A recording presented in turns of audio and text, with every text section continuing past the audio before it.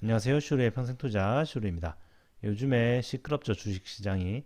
그 주가 조작, 그 작전 세력 때문에 연일 뉴스가 나오고 있는데요. 뭐 연예인들도 연루되었다고 하고요. 그래서 피해자들이 상당히 많은데요. 그러니까 이제 주가 조작의 작전에 이제 가담했던 사람들조차도 이제 피해를 입은 분들이 많고, 피해를 입었다기보다 이제 손실을 본 거죠. 그리고 이제 그 작전 세력이랑 아무 관계없이 그냥 그 회사들의 주가가 올라가는 걸 보고 이제 계속 오르니까 한번 따라 들어갔던 그런 분들 중에서도 이제 손실을 본 분들이 되게 많으신 것 같아요. 네, 그런데 그런 세력들에게 당하지 않는 방법이 있습니다. 주식 투자를 하면서 뭐 세력 때문에 안 된다. 우리나라 주식은 세력이 뭐 주가를 조작하기 때문에 안 된다. 뭐 이런 말들이 많은데 세력에게 당하지 않는 방법이 있어요. 네, 바로 세력이 없다고 생각하는 겁니다. 세력이 없다고 생각을 하면은 세력에게 당하지 않아요. 이게 무슨 뭐 좀 헛소리냐 싶은데 그냥 그걸 생각을 안 하는 겁니다. 그러니까 주식에 있어서 그 수급을 생각을 안 하는 거죠. 보통 이제 주가를 움직이는 주체가 뭐 어떤 세력이다, 뭐 외국인이다, 뭐 기관 투자자다 이런 식으로 이제 생각을 하면은 한도 끝도 없는 거예요. 뭐 누가 지금 사고 있지? 외국인이 사고 있나? 지금 세력이 올리고 있나? 이런 생각을 하는 순간 이미 말리는 겁니다. 그렇게 하면 세력에게 당할 수 있어요. 그런데 그런 생각 자체를 하지 않으면 세력에게 당할 수가 없습니다. 세력과 싸워야 세력에게 당하죠. 뭐 없다고 생각하는데 어떻게 당하겠습니까? 네, 그러니까 누가 주식을 살지 팔지를 생각해서 주식 매매를 하는 게 아니라 그 회사의 가치를 보고 그 가치보다 이제 주가가 지금 싸다면은 사고 비싸면은 팔고 이것만 생각을 하면 되는 거예요. 무슨 수급 자체를 아예 그냥 따지질 않는 겁니다. 그렇게 하면은 세력에게 당할 이유가 없겠죠. 주식의 움직임이라는 게 주가의 움직임이라는 게 단기적으로는 어떤 수급에 의해서 움직이는 경우가 많습니다. 뭐 외국인이 많이 사면은 뭐 많이 오를 수가 있고 세력이 많이 사면 오를 수가 있겠죠. 하지만 이제 장기적으로는 이제 실적을 따라가거든요.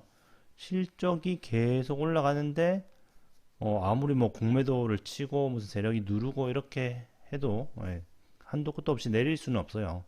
내리다가 언젠가는 저항에 부딪혀서 이게 올라가게 되어 있거든요. 실적이 계속 올라가는 주식이 계속 이게 누른다고 세력이 마음대로 할 수가 없습니다. 절대로. 그다음에 이제 그 반대의 경우는 뭐 약간 다르긴 한데 그냥 그 반대의 경우도 이제 어, 주가를 아무리 올리려고 해도 실적이 이제 제대로 받쳐주지 않으면 그게 이제 끝까지 갈 수는 없거든요. 주가가 끝도 없이 오를 수는 없는 거예요. 그 실적이 받쳐주지 않으면은 계속 올라가기는 힘듭니다. 물론 그렇게 올라가는 몇몇 종목들도 있지만 언젠가는 떨어지겠죠. 이번처럼.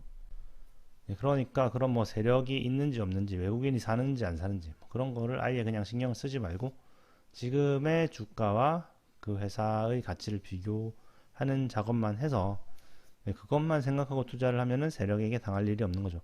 오히려 그걸 이용을 할 수도 있어요. 그러니까 이번에 이제 뭐 삼천리 같은 주식이 이번에 오르기 전까지는 이제 뭐 좀 저평가라고 볼 수 있는 부분도 있었거든요. 그래서 만약에 저평가라고 생각해서 샀으면은 뭐 이따가 갑자기 막 그게 세력이 올려져 가지고 주가가 갑자기 올라 버리잖아요.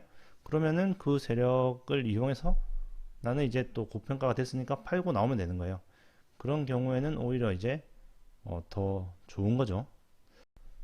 그리고 이제 주식의 가치를 보고 산다면 고점에서 살 리도 없죠. 이제 세력이 올린 가격에 살 리도 없겠죠. 고평가된 가격이니까 그 가치를 계산해서 산다면은 내가 그 주가에 살 일도 없으니까 세력에게 당할 일도 없는 겁니다. 그럼 주가만 보고 주가가 올라가니까 사야 그런 모멘텀 투자를 해야 세력에게 이제 당할 수가 있겠죠. 정리를 하자면 주식 투자를 할 때는 그냥 어떤 수급을 생각하지 말고 그냥 그 회사만 보고 가치와 가격을 비교해서 사면 된다. 그러면은 무슨 세력이 있든 말든 장기적으로는 그 가치에 수렴하게 되어 있다는 거죠. 물론 장기적으로도 이제 안 되는 경우가 잘 있기는 한데 한 번씩 그럴 때를 대비해서 이제 분산 투자를 하면 되겠죠. 그렇게 되면 분명히 그 주식으로 수익을 볼 수 있을 겁니다. 그러면 오늘 238주차 계좌 확인해 보겠습니다. 먼저 저축은행 계좌 지난주랑 똑같고요. 한국 주식 지금까지 1억 4,800만 원 투자해서 현재 1억 7,480만 원 정도 되고요.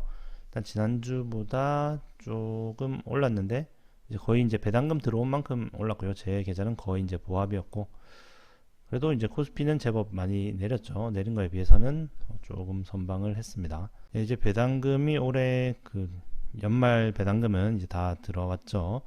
배당금이 올해는 이제 480만 원 정도 들어왔네요. 그 다음에 해외 주식 계좌 지금까지 800만 원 투자해서 현재 1328만 원 정도 되고, 지난주보다 약간 좀 올랐네요. 그 다음에 이제 자산 배분 계좌 지금까지 800만 원 투자해서 현재 965만 원 정도 되고, 이것도 지난주보다 좀 올랐습니다. 환율도 아마 올라서 그런 효과도 있는 것 같아요. 엑셀로 보시면 잠시만요.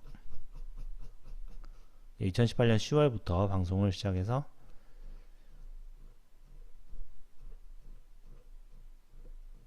238주차까지 왔고요. 238주차 현재 예금 계좌 지금까지 영원 투자해서 현재 96,224원, 한국 주식 지금까지 1억 4,800만 원 투자해서 현재 1억 7,486만 9,104원이고요.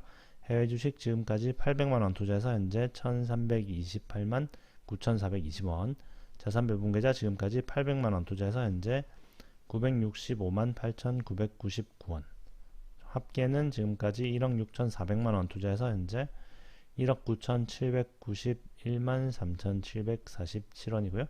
수익 금액은 3,391만 3,747원입니다. 그래프를 보시면은 이제 총액 기준으로 2억에 바싹 다가갔는데요. 돌파를 했으면 좋겠네요. 그러면 이번 주도 시청 감사드리고요. 또 다음 주에 뵙도록 하겠습니다. 감사합니다.